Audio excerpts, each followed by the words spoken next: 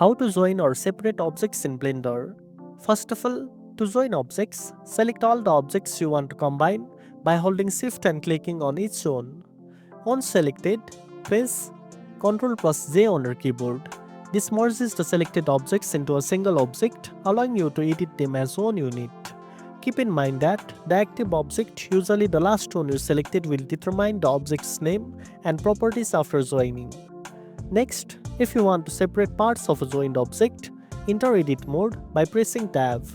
Then select the vertices, edges, or faces you want to separate. After making your selection, press P on your keyboard and you will see options like Selection, by Material, or by Loose Parts.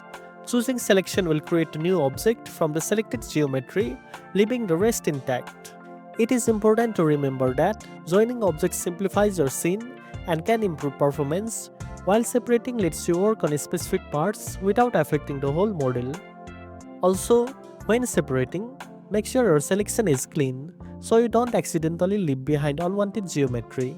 This helps keep your model organized and easier to work with in the long run. And that's it. Now you know how to join or separate objects in Blender. If you found this video helpful, don't forget to like, share, and subscribe for more tech tips.